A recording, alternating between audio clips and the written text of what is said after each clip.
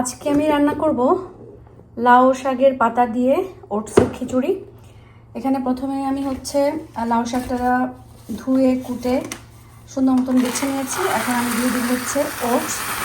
আমার খুবই পাতলা পাতলা ওটস খিচুড়ি খেতে ইচ্ছা করছে, তো এখানে আমি কিন্তু আস্তে আস্তে যে ওটসটা পাওয়া যায় সেটা নিয়েছি। আমার কাছে এটাই ভালো লাগে, একটু মুখে বাঁধে। আর আপনারা গুঁড়াটাও নিতে পারবেন, বাট আমার কাছে এটা বেস্ট লাগে। সো এর ভিতরে আমি এখন দিয়ে দিব পেঁয়াজ আর রসুন কুচি। আমি কিন্তু সবসময় সহজ করে রান্না করি এবং সহজ রান্নাটা আপনাদেরকে দেখাই। আপনারা সবাই দেখতে চান বিধায় এটা আমি সবসময় প্রত্যেক ভিডিওতে এটা বলে দিই, কারণ নাহলে সবাই বলবেন যে হ্যাঁ কি এটা কি রেসিপি হলো। আমি আসলে রেসিপি দেখাই না, আমি আমার শখের রান্নাগুলো আমি দিশাস কুকবুকে দিয়ে থাকি। তো এখানে আমি পেঁয়াজ রসুন দিলাম একটা আলু, আর দিয়ে দিব স্বাদ মতন কাঁচামরিচ।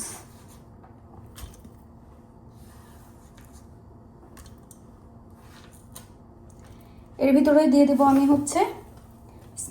লাউ পাতাগুলা।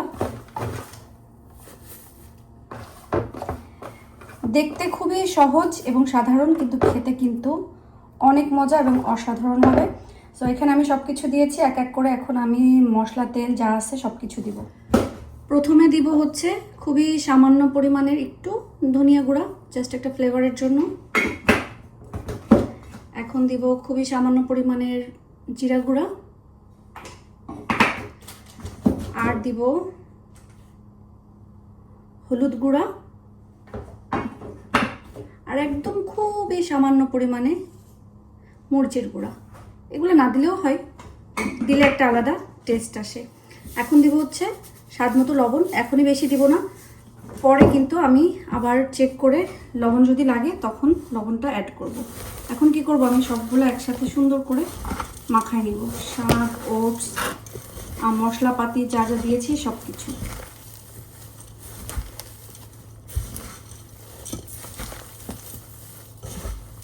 একটু সময় নিয়ে সব কিছু আস্তে আস্তে করে উপর নিচ করে মাখায় নিতে হবে। আমি শাকের পরিমাণটা একটু বেশি চেয়েছিলাম, কারণ শাকটাই খেতে ইচ্ছা করেছে। তো ভাতের বদলে আমি ওটস দিচ্ছি। একটু মাখানোর পর আমি খুবই সামান্য পরিমাণ, দেখেন কতটুকু, জাস্ট এতটুকু পরিমাণের তেল দিব, জাস্ট একদম অল্প পরিমাণের।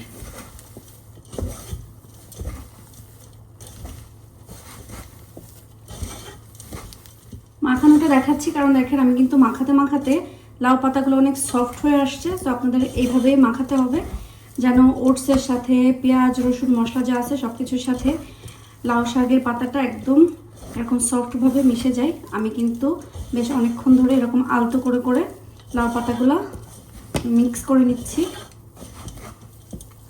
আপনারা দেখতেই পাচ্ছেন যে কেমন হয়েছে শাকটা। এখন ভালো করে মিক্স করা হয়ে গেলে এর ভিতরে দিয়ে দিব আমি পানি।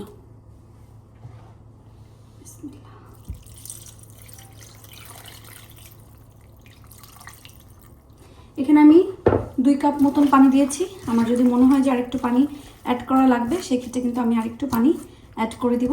সো এখন এটা আমি চুলায় বসাই দিই।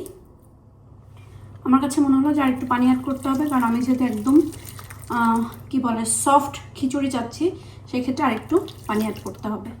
একটু যখন বলক উঠে আসছে তখন আমি এখানে দিয়ে দেবো 1 মুঠ মতন ডাল।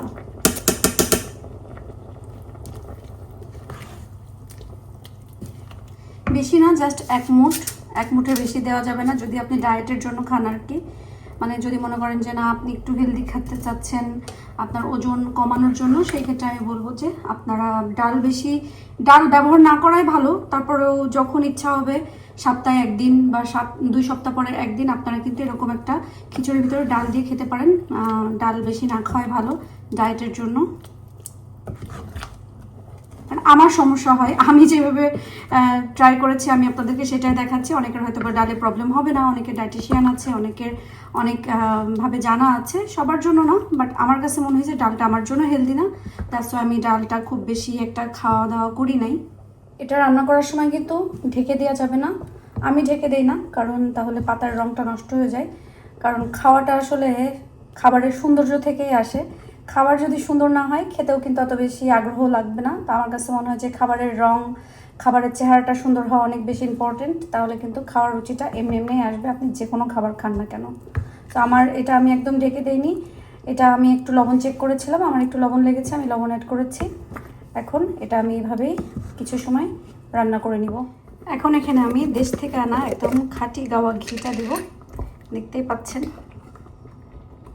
খাঁটিটা দেওয়ারই চেষ্টা করবেন আপনারা, তাহলে টেস্টও ভালো আসবে আর ওটা কিন্তু শরীরের জন্যও ভালো। আর আমি তেল কম দেওয়ার কারণই ছিল হচ্ছে আমি এখানে বেশি করে ঘি দিব। আচ্ছা 2 চামচ আমার জন্য এনাফ।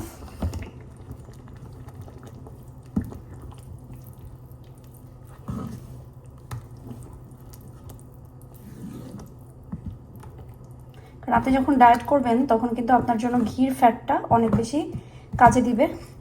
সো এই জন্য আমি দেশি গাওয়া ঘিটাই ব্যবহার করার চেষ্টা করি আমার সব কিছুতে, যখন আমি খাই আর কি।